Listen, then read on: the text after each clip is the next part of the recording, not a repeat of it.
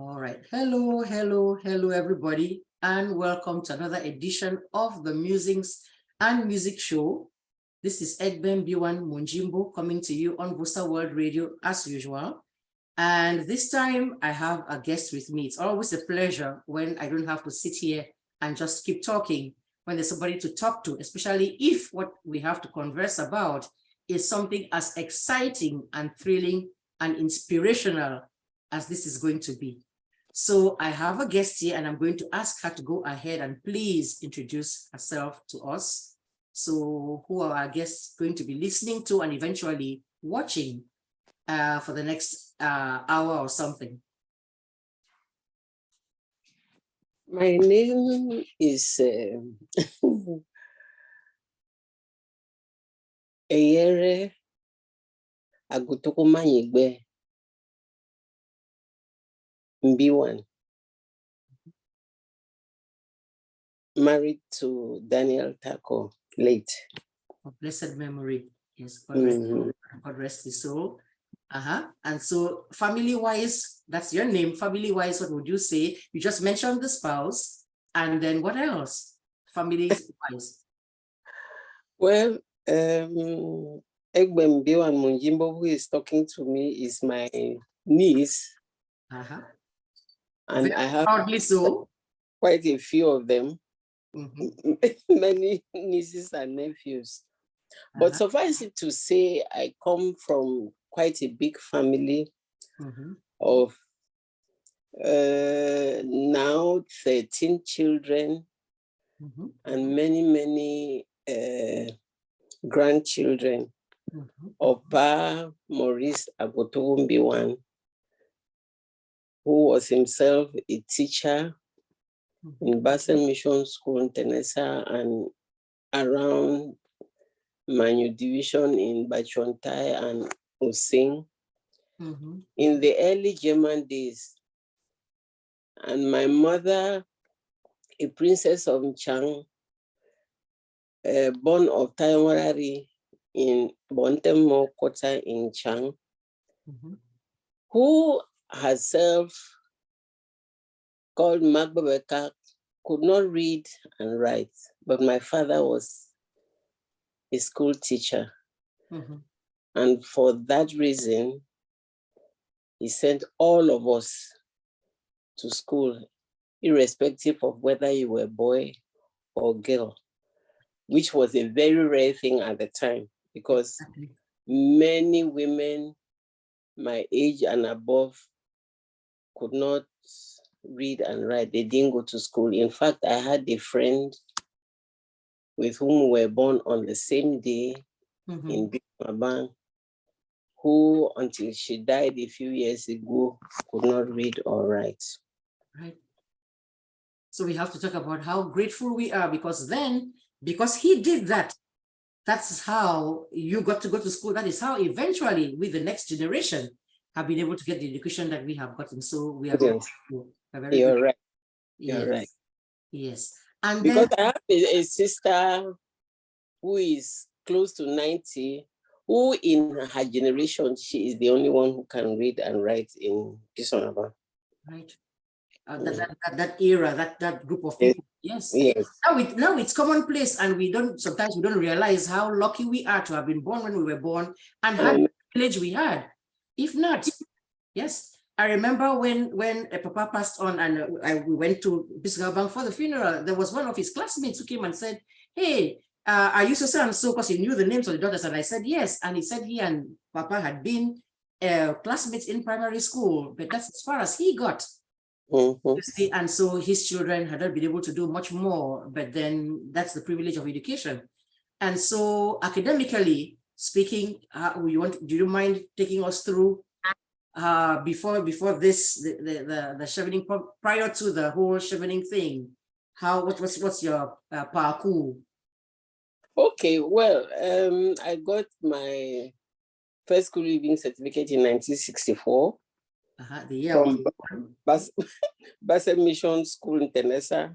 And then I came to Seka Baptist College and graduated in 1969 and went on to Cas Bambili which at the time was the only post-secondary school in English-speaking Cameroon. And to be able to go to Kasbambili, you had to be among the best because there was an entrance exam written to go to this school. Wow. And so I graduated from Kasbambili and then made a brief stop at Ngwakele for 1 year. But it was quite tough for me because of language. So family thought I should leave. So I left and then went to the University of Nigeria in Nsukka, where I got my bachelor's degree in microbiology, graduating in 1977. Then I came back home and picked up a teaching job at Seka Baptist College. Your alma mater. Yes. And I was there at the time, so you actually taught me. You actually taught me, and it was a wonderful feeling to know that you were there on campus, even though they didn't let us go to the homes of the teachers, but it was a good thing to know I had my own auntie there on campus with me. And so after that, then you did GHS Limbe teaching first, right? Yes, because the salaries in the mission schools were so small. In fact, I started out earning something like 53,000. A what? As a salary from the mission. Wow. And of that salary, they would cut off a little something for my house and for electricity and water bills and all of that. So take home was quite small. Right. And for that reason, during one of the midterms in 1979, I rushed to Yaoundé and put in my application in the Ministry of National Education, and I was recruited by the veritable Dr. Dorothy Njoma at the time, Vice Minister of National Education. And then I moved from Seka Baptist College to Government Secondary School, Victoria. Correct. It was GSS then. Yes. Yes. Before it ever became GHS. Yes. And then after teaching there for how many years? I taught there for, in fact, I was in GHS for all of my civil service career for 33 years. Wow. But I was a classroom teacher for, I'm not exactly sure now, for maybe 9 years. And then I became a senior master of discipline. I was appointed by the minister. And 8 years later, appointed vice principal. And 5 years later, I was appointed principal of GHS, which was a very big school of 2,250 students and 115 staff. Wow. That is not just teaching knowledge you need there. That is administrative, the stuff that you need there to manage that many people and the population that big. And I think by that time they had moved from the campus that we knew it to be in Down Beach to like around the mile 4 when you're coming into Limbe. So yes. That was right there. What I call the new one. Was in my it was Down Beach. Yes, we started off at Mbonjo, Down Beach, but it was very marshy, and during the rains it was flooded all the time. In fact, I remember 1 year, I'm not exactly sure which one now, but GCE was so difficult because carrying exam questions into the classrooms was difficult. And we kept complaining, and eventually government built the school at its present site. Correct. And then, so what year did you retire from? I retired in 2012. Okay. After being principal for 10 years, which is the longest serving principal that I know of up until now. Nobody else has put in that much time in the same in that position. Correct.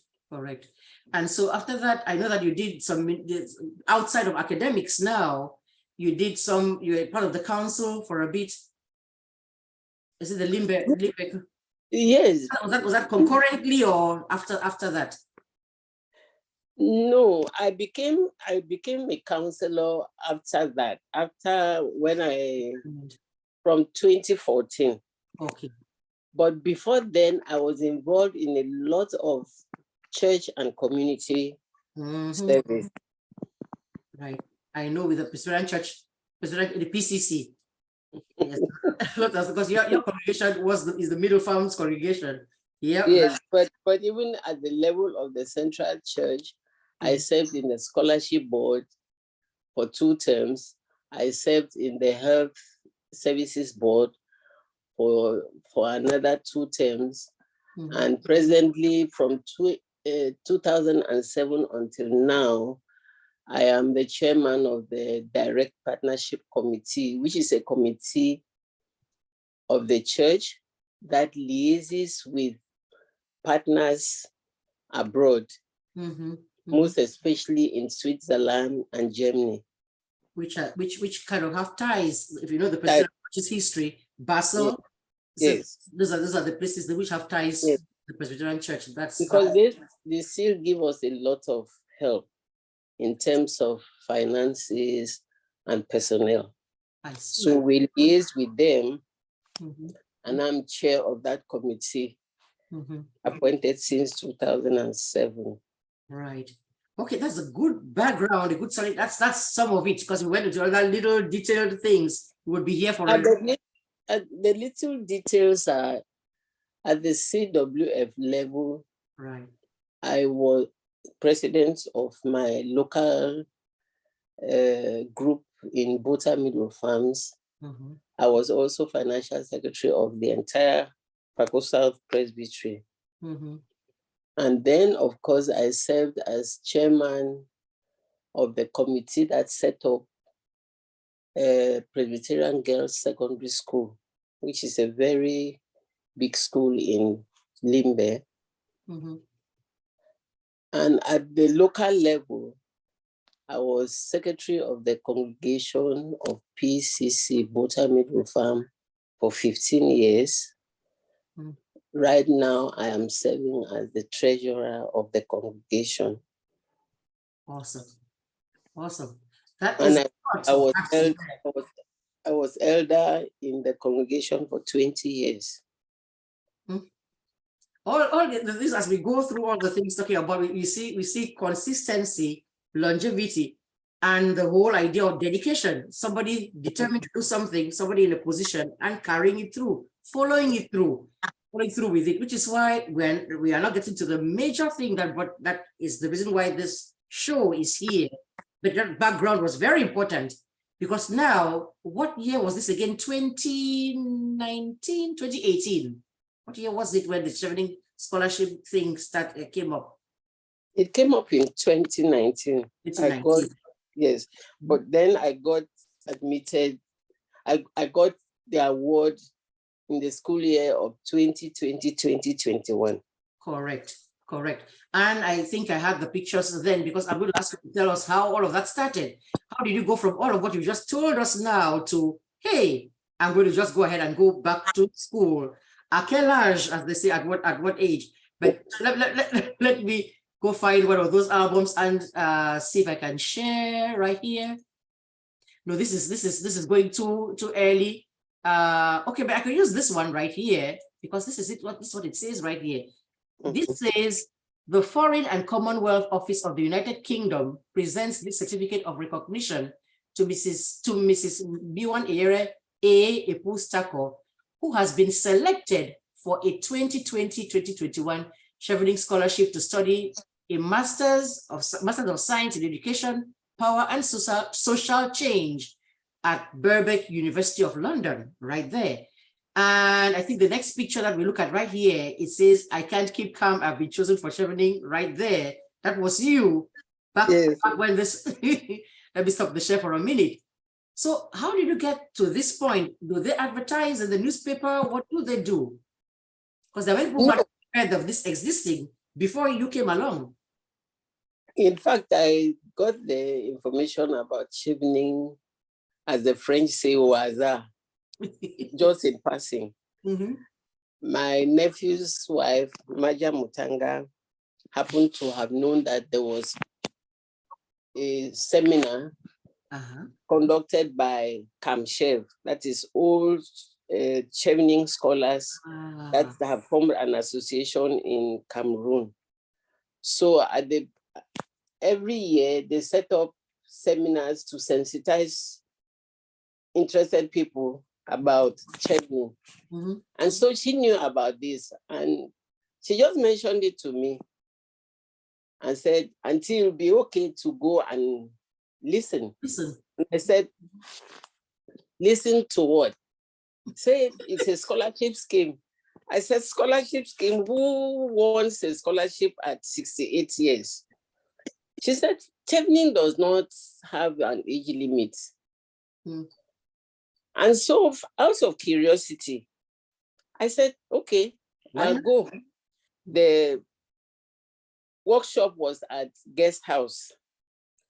And I had a Bison Development Association meeting in Douala on the same day.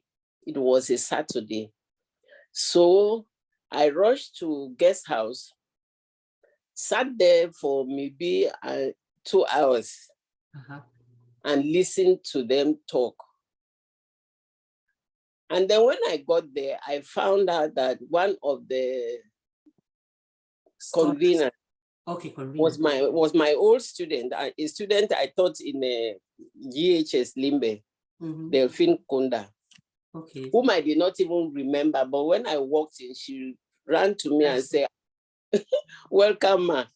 And I said, "Now, who are you again?" And she introduced herself and I said, "You see, you have become my teacher." The have turned. Yes. So I sat there for 2 hours, listened to them, and then I took an excuse and said, "I have a meeting as national treasurer of my development association. I've got to be there. Otherwise, somebody will say, oh, she's benched their money and run away." Yep, treasurers don't have a history of missing meetings. I know. So I rushed to Douala. But when I came back, the next working day, which was Monday, I went to Delphine's office. She runs what she calls Girls Excel. It's an NGO. Right. Which she works with young girls in the city of Limbe. So I went to her office and said, "See, what I listened to and heard yesterday, I'm actually interested. Since you say Chevening does not have an age limit, I want to give it a go." And she was really excited. So we sat down and she gave me some heads up as to what to do. Then I took on the challenge. I had to write 4 essays. One essay was why I want to study in the UK. Another essay was on networking. And yet another one was on leadership skills. And then the last one was supposed to be on the courses that I was going to take. So since I'd been in education for 35 years, I naturally wanted something on education. So I went through and looked at courses that were on education, and I chose that master's. Yes. Yes. I chose courses in education in the University of East Anglia, the University of Bath, and the University of London, BIRBECK College in the University of London. But I was really in my heart hoping for London because I wanted to be in London. Right. Since I have family in London. Yes. I wanted to be in London, and fortunately, by God's grace, I got the admission into BIRBECK. Fantastic, fantastic. So we know when you began the program already. So what were the challenges you faced along the way? Because we can imagine. I'm sitting. If you talk about challenges, they were there. First, I can imagine. Those essays were supposed to be, each one of them was supposed to be at most 500 words. But when you're talking about leadership skills or why you want to study in the UK or networking, it's a book. Right. So trying to compress them, do a resume into 500 words was a big challenge. To start with. So I managed to do that.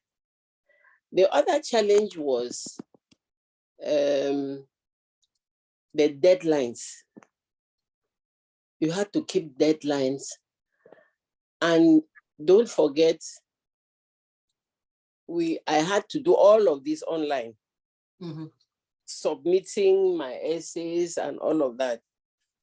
And like I said I think to you before now, when I was principal and all this whole idea of internet and computing and whatever, I left that to my secretaries.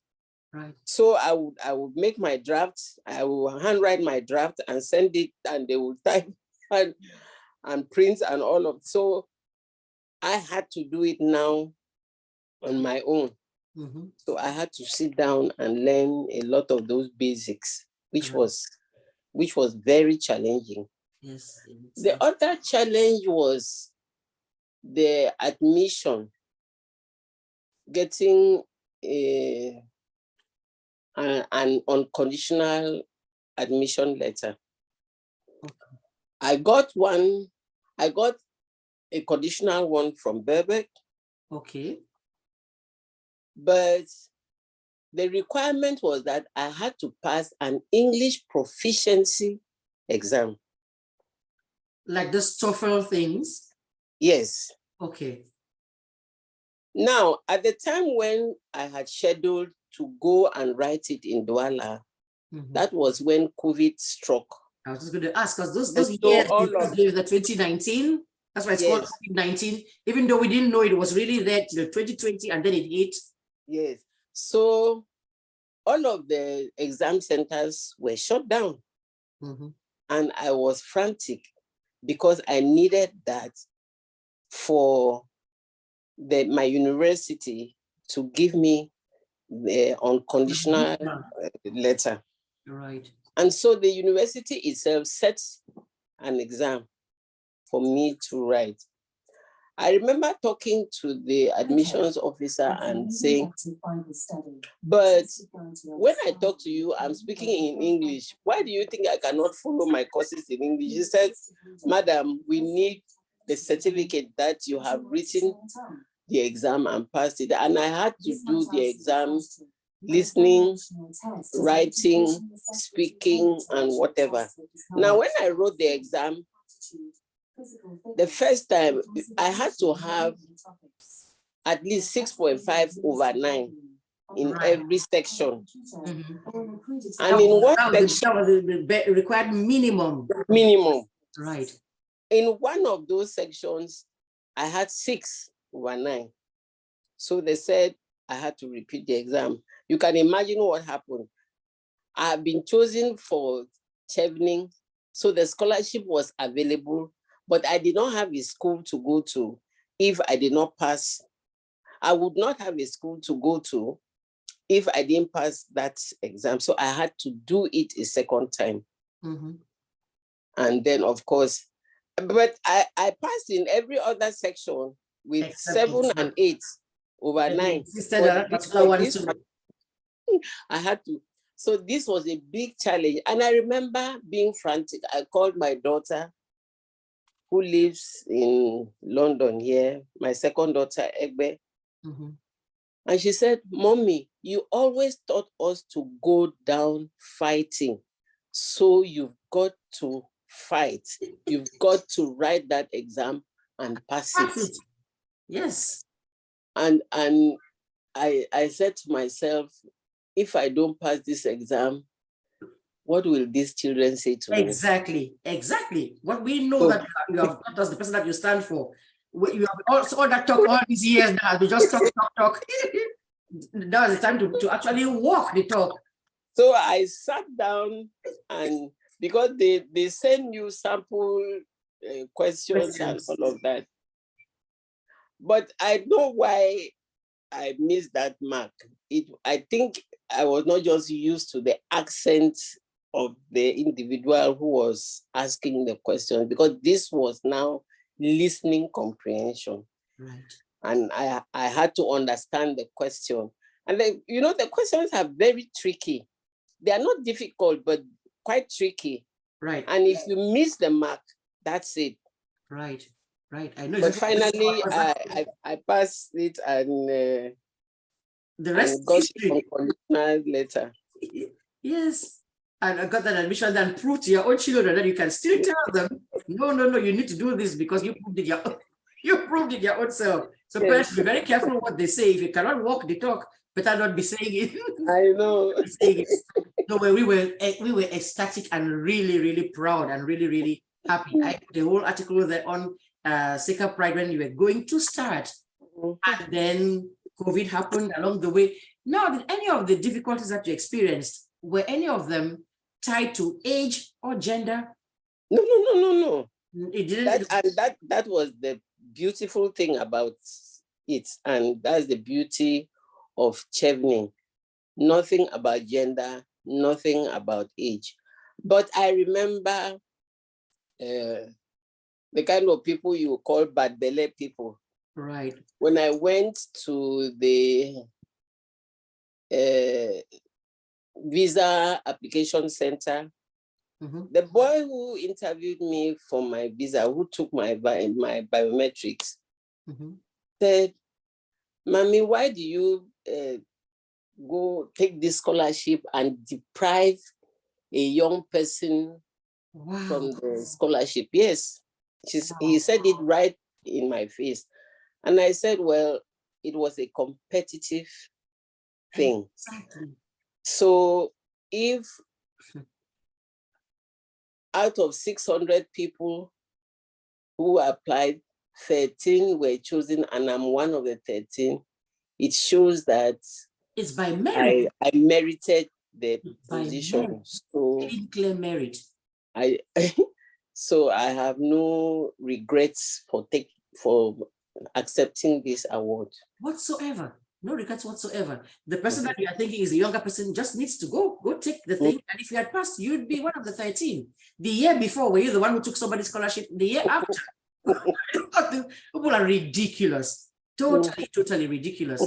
Because I'm glad this happened this way, that you actually got chosen, because you have no clue how many people have been inspired by this, to say, who are quote unquote considered older, not even necessarily 68, but even when I did, I know I'm jumping ahead of myself, because of course you did graduate. When I did put that post back to say, there's somebody there who is actually a justice, meaning it there with a degree and all, practicing magistrate, lawyer, justice person, who said, I am going to go back and go take that my PhD. Hi, I've been sitting here, and we forget that education is not only to go and get a job so you can have money to put on the table kind of a thing. Education basically is to expand your brain, gain knowledge. But because we are used to, in Cameroon, when you get the certificate, the something, diploma, the something, that's what you used to go and get a job and put food on the table. Limited education, which people are cheating on exams. You ask them, they don't actually have knowledge. People are cramming, cheating, bribing. And so the knowledge itself, you don't even have. You're just an empty vessel making a loud noise, but you don't really know your craft. I remember a lot of, there were some people, men and women, who said, now which kind of book you want to learn them again? For go do it with them. Yes. you want work, which kind of work? Exactly. Why didn't they ask Socrates, Aristotle, those kinds of, they were working which kind of work? No, we actually go sit to get knowledge and just expand it. That is why the word that we have now, people just sit down there and you ask a kid now even and about something and they say, well, it wasn't in the syllabus. I said, so the things you know in your head are only the things that were taught. So you know George Washington, and you know, I don't know what else it is that you know, the Battle of so and so thing. And then somebody says, talks about, I don't know who I can pick right now, Leonardo da Vinci. And you say, who's Leonardo da Vinci? Because they didn't really teach a class on Leonardo da Vinci. Really? So that's what it has become. We teach to the test. There's going to be this test, take this test, pass here, go to this thing, go that. And it has become so sick that just the quest, the thirst for knowledge's sake, first of all, before thinking about the fact that it's going to go impact somebody down the road. Yeah. I tell you, you know, our people are, I don't know. So I think that they are quite narrow-minded. Oh yeah. And the exposure that I have had, you know, made it possible for me to take the decision that I wanted to go back to school. Right. Because I was going to school maybe 43 years after leaving the student. Right. And it was like, first of all, even believing that, getting interested to go sit and listen, then believing that you could do it, and then following through with it. Yeah. I mean, for me to be selected, after those essays were written, there's a panel that reads them. And then when you are selected, you go for an in-person interview, or I don't know what to call it, but I was grilled for more than 1.5 hours. Just one question after another. Where if you were a shallow person, it will show. It will. You don't see, the person is asking you, first of all, guided leading questions and listening to your answers, and that gives them a wonderful perspective. They can see into the kind of person that you are. That's where the cramming person cannot survive. You crammed whatever the composition of of what, I don't know what else it is. What is sodium chloride made up of? So you cram this number, get there. Now they're asking you about an hour and a half from anywhere. There's no syllabus to have studied for the thing. That's when we'll know who actually has what in their head. And that is the true essence of knowledge, being knowledgeable and being a well-rounded kind of person. And then maybe for the course that you've chosen, how well you'd excel in the thing. I am so gratified, because once in a while, then we get to hear a thing like this and we are reminded what we are really supposed to be doing. As a teacher myself, I tell the kids sometimes, okay, this is the textbook thing. And sometimes I pause to explain some background knowledge about the thing. Because you'll be amazed how that knowledge that you just have generally comes into play with the kind of person that you are. I tell them, see, you want to go be, so because some of them say, well, I'm going to be the NFL, National Football League, the NBA person, I'm going to be this musician. I said, but the day will come when you will sit on somebody's couch and they're interviewing you, and you will come out as somebody that is not knowledgeable. There's a reason why the Shaquille O'Neals and the rest of them, sometimes after their career in the NBA and making all that money, 2, 3, you see them there standing in the graduation robe with a tassel. What made them go back? Well, go back. Is it what you think is money they're looking for? They have billions of it. They have billions of it sitting there, but something tells them, I need to go get myself an education. And they go back, and we're thankful that these systems out here don't factor age, because in Cameroon, hey, you repeat a class, the age is already counting. There's but you remember, I'm sure you were in Guayaquil when there was a big deal about if you're above 25, you cannot go into the university. And it was like, yeah, there was as burning your mandat. Can you imagine? Yeah. Somebody declares that the education has closed. Yes. Yes. You're allowed to take the thing over once. The next time they actually say, griller le mandat, meaning, wow, what a thing. When you think about it now, you're like, oh my goodness. You are declaring to an individual that their knowledge at age 20 something has you make a declaration like Pam, go home and sit. I know. It is ridiculous. It didn't make sense to me at all, because when I left Guayaquil and went to University of Nigeria in Nsukka, I found mothers in the same 101 class with their daughters. Exactly. I remember my head of department's wife. He was already a professor. His wife was in Biology 101 with her daughter, who was going to be a medical student. Right. And I said to myself, but why is it that in my own country, at 25, you cannot be registered as a student in the university? Well, I mean, I just did not understand why that happened. It is a ridiculous thing that it cannot, it doesn't work like that. It shouldn't like that. Okay, so for those who are asking, what do you plan? Okay, let me talk about that graduation first of all, because I woke up here. It was going to be 10 a.m. over there, which means it was 5 a.m. for me over here. Oh no. I set my alarm. My alarm, the same beep there. I got up and sat up and went to that link and sat there watching. And when they said the guy called the names, I was like, wow. I got up and gave you a standing ovation, even though I was in my room by myself here. I'm like, yes, she did it. And you played Tubechuku. That was the end of the thing for me. Once I heard your name, whoever else was graduating afterwards, that is their problem over there. The person directly before you, and I actually said I hit the record button. I mean, just hold on a second. I actually may have that thing somewhere. Let me see if I can pull. Yes. It will not be this album. Let me see. I can go back to. No, it's this one. So this is graduation day for you. Actually, ended up writing this and said, just put this out there. And I cannot tell you how many. If I had the chance to go back, I should have checked Facebook before I came on this show. Thousands and thousands of people coming to say, wow, I printed this that says you graduated from it. This was the date you graduated. It was April 25th. Yes.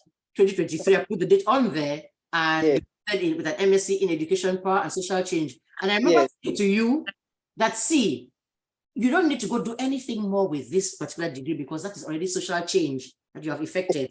Yes. Just by graduating, that is social change, because I cannot tell you the number of people who say they're going back to school. This has inspired them. I have to go. Like I have to go back. So this was you. This was the thing right here. The ticket, the graduation thing. That is your. You are sitting at seat number C9 right there. Yes. At the graduation ceremony. This is your name right there. It says MBIWAN TAKOR right there. I circled it well and in the thing. That's on my T-shirt.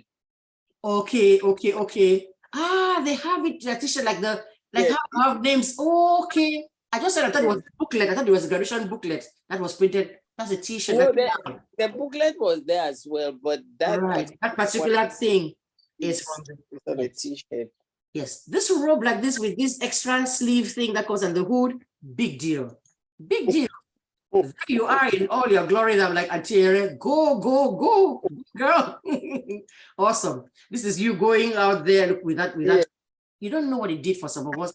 Because now we can tell our children, what do you mean you don't want to go back and do your master's or go and do your master's? And EYERE could do it, you cannot do it. How? What are you talking about? So there you go. I should find my own funny recording, because these ones are really good ones, which Ayuk them who were there actually took and Mani them took. This I will show my own that I took from my bedroom there, my laptop. Okay. This I think this is it right here. So you can see that my laptop. Let me see if it will play.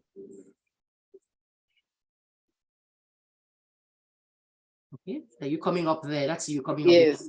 Yes.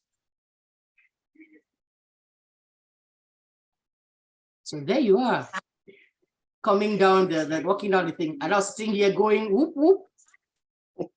I think that was one. Masha took one also from her, I think from wherever she was watching. Let me go and see whether I can find one that actually had the sound where they called your name. Let me get out of this right here. I have to make it go back and look and find. There you are, proudly smiling. The picture that little thing I made from this picture, right here. I'm trying to find the one that had some sound in it. Is it this one? No, this is not a video. I think this is the one that would be. Let's see. This, as I walked up, that's when they. This is the one that has the sound. Yes, this is what that has the sound on it. So I wanted to see whether this is one that actually called your name that I heard and recorded and see. Let me see that is this one would work here. There you go. MBIWAN TAKOR. Okay, that's it. Yes. And that was me recording this one. This is my laptop sitting there, and then that was the end of watching it for me. I had to get up. You know, this graduation should have been on the 4th of May, 2022. Correct. But my visa got delayed, even though it was issued in April. I didn't get my passport back until July. Right. So for that reason, I couldn't come to graduate with my cohorts. Correct. But even this time, I was with one of my classmates who was doing part-time at the time. So for them who do part-time, they usually would take 2 years to get the MSc, unlike us. And I wanted to come for this graduation because it was like, if I didn't graduate, did you really go to that school? Exactly. Did you get the degree? Yes. So I had to come. That I actually went through school and I passed the exam. Yes. It was important for that. Was important for us because we're sitting there watching to actually see the fulfillment of the thing. It was good for you to actually go and get to the finish line, all the way through to the finish line, because it's the whole story that makes it what it is, such an inspiration to not just your family that is proud, but many other people, like I've said. Say, people are coming there and typing on Facebook saying, I tap into this, like this is a blessing. All the people came out there and we're just going. It was a week long and more. Even now, this is somebody who's still coming and finding out now and still saying wonderful. There, I think of all the posts I had, and then I posted it on the website too. I think 100 and something countries, different countries. I'm like, look at who's watching, who's looking at this thing in Japan, somebody in the Cayman Islands and blah, blah, blah. But all of those people who are seeing it, not all are coming to tell me back. They don't even know me to come and tell me back how they feel about it. But somebody has been impressed. Somebody has been inspired. Somebody who had kept their dreams for going back to school aside, shelved them. They've revived them back. And that is important. For me, that is social change. That is even the best kind of social change you can imagine having when people are actually inspired. But what next? What do you want to do next? Oh, I will do what I have been doing. And that is mobilizing people socially. Over the years, I have started so many groups which are still thriving. And so the degree just motivates me, just gives me added impetus to carry on what I have been doing. Right. Because when I look at the groups that I founded and how they are thriving, I am just overwhelmed. I'm happy. Right. I'm grateful to God, and I'm grateful for people who listened to me a long time ago, because I started adult social group in the 80s. I started Young Chia in the late 70s. I have done women, female teachers empowerment, started in 1998. Way before all of this, the girl child thing that everybody's saying now. I did Limbe chapter of ex-students of Seka Baptist College in 1978. So I am just overwhelmed.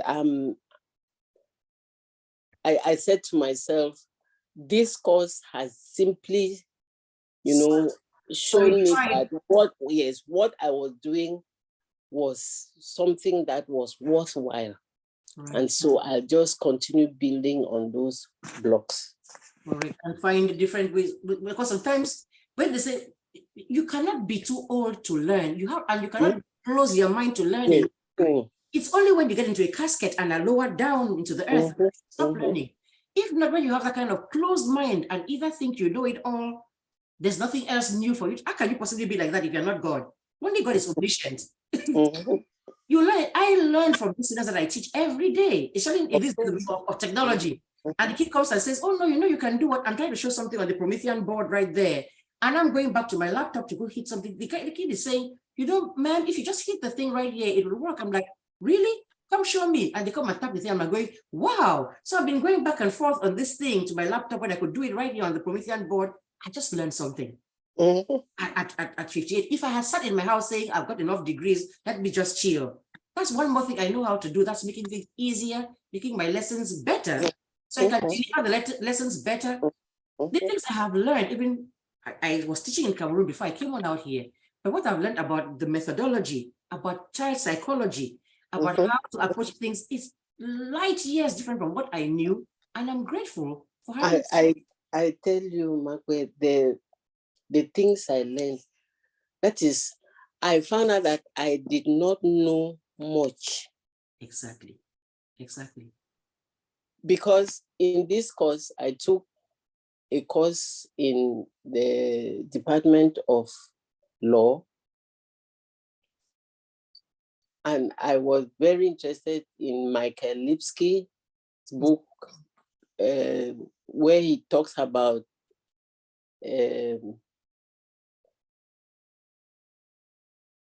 people who are interpreting government policy, street level, he calls it street level bureaucracy. And it began to, show me how power comes down, but is not interpreted in the way that authorities meant it to be. Correct. Somebody is interpreting it in their own way. Right. And it begins to explain to you how corruption even comes in, because when they are interpreting it in their own way, they use all kinds of methods to interpret it. And that is how, by the time it gets towards the common man, that's what we know. That is what you know. Right. You don't. We have no clue that the original. I had a course in the Department of Geography. So I began to know how aid comes to Africa and how it is spent, monies are spent, how they have tax breaks and all of that. These are things I didn't know before now. Right. And then it opens your eyes to, sometimes we, for me, when I did my first degree in microbiology, it was like, okay, the natural sciences are the best things. But after now, I began to see that there's a lot that is in the social sciences that we ought to know. And if we knew, it may be a better world. Right. You begin to understand other people's perspectives, how they think. And why they think that way. What experience has happened for them to, how they interpret what you say to them and all of it. It opened my mind and my perspective to a lot of things. And then being in the class with, people from other nations, from other backgrounds was another, book Yeah, mind-opening, mind-expanding thing to sit and say. You just have this way of looking at things. You have before, if you don't get education like this kind of broad education, like how you've gotten it. That story about the elephant in the class 7 or class 6 reader, that's exactly what you're doing. The man says he touched the ear, he says the elephant is very flat. And he's there convinced that the elephant is very flat. Then the guy touched the tail, says the elephant is a long thing. And none of them is really wrong as such, but it's only 1/10 of what the whole elephant is like. If you know the different aspects of it and you are there and you're only seeing things through one filter, that is it. Then you start asking yourself questions and stuff that you cannot get answers to till you go do the research that you've done, find out why things are the way they are.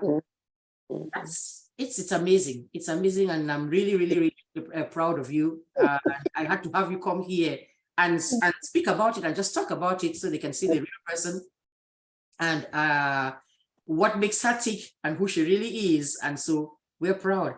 So I know that for you, it's much later out there than it is for me out here. And so what would your last word be? I'm guessing I was going to ask you before, if you could turn back the hands of time, wind back the clock, would you do this again after going through all of this? That question has already been answered, because I would do it again and again. Right. My last word is, like you have said before now, during the course of this conversation, it is never too late to do anything if you set your mind to it. Right. You know, I was in the class with 23-year-olds. I was in the class with people who were working but going to school. I was taught by academics that had so much experience. From one was an Australian, the others from the Caribbean, from India, and all of that. You know, bringing in all of those ideas and perspectives from their own backgrounds. Correct. So you learn a lot. And education is not necessarily about a pay packet. It is the confidence it gives you when you talk, when you are in conversation with other people. You can hold your own. You can hold your own. You can stand your grounds. You talk with authority. Yep. You talk with authority because you know. The facts and figures back you. The statistics are there in your case because you know them. So somebody say it is the opposite of getting an education. A real education is ignorance. Yes. You sit down there, you're saying things like, oh my goodness. Like somebody who comes and sits there, it's as ridiculous as somebody who sits and says 2 + 2 is 16.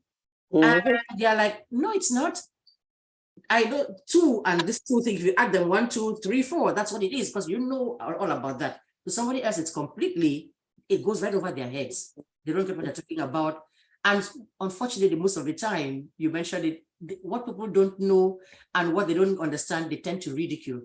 So that's the thing. Yeah, that's something that you want show, blah, blah, blah. Unfortunately, more and more in this world of ours, you are lost without an education. Just talk about reading and writing.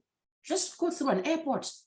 Can you imagine a mommy, if you left her by herself, nobody to accompany her, and you're in an airport, the average airport in this place, how do you survive if you cannot understand what is being said, or you cannot read where it says danger, do not enter?